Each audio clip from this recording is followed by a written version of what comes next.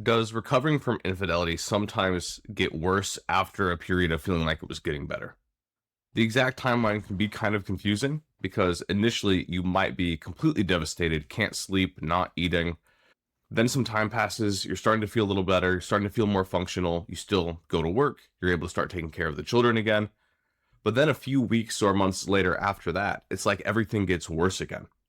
The anger becomes more intense, the grief feels heavier, you start thinking about the details that didn't bother you as much in the beginning.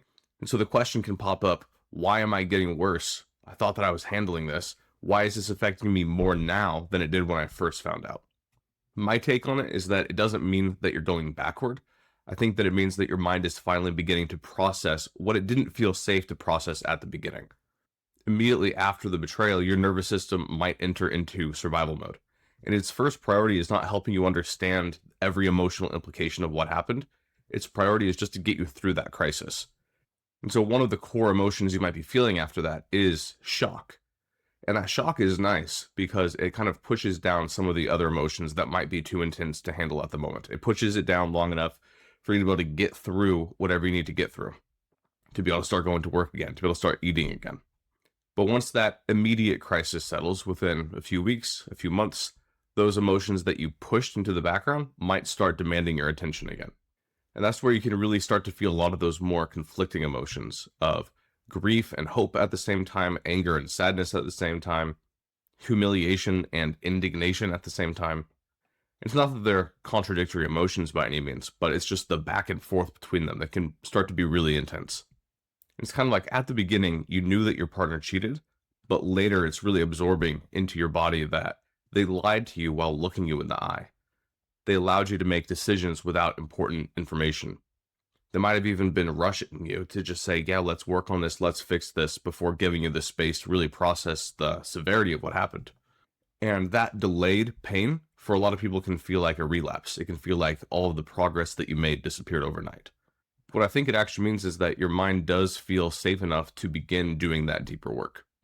Now, sometimes it's wrong. Sometimes you actually aren't ready to process it, at least not on your own.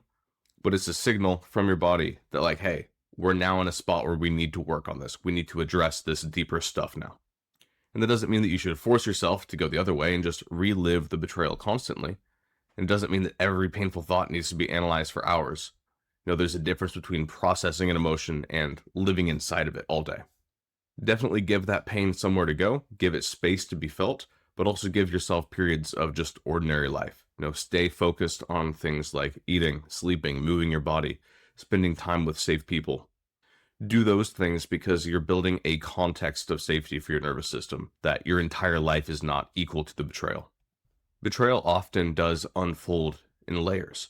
There might be initial shock and numbness, and then frantic problem solving, and obsessive questioning, to rage, to humiliation, to comparison, to grief, to fear of the future, to grief about the future, to self-doubt, to exhaustion, to deeper sadness, and so on.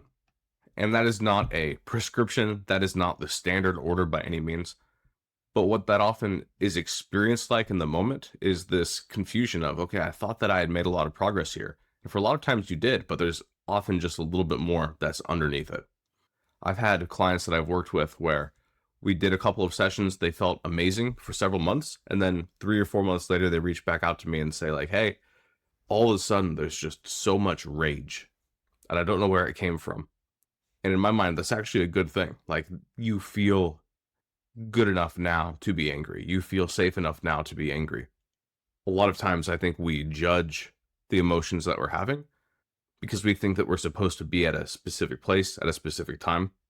And we end up feeling more defeated just because of our assessment of the situation. Like, being mad isn't a huge problem. Feeling grief isn't a huge problem. They become huge problems when they become evidence that you are failing at this.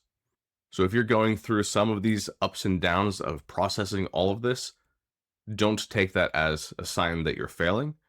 If you're not making any progress, if it's the exact same emotions every single day, and if it doesn't feel like processing, it feels like just channel changing between those, definitely focus on slowing that down and actually doing some of that deeper work.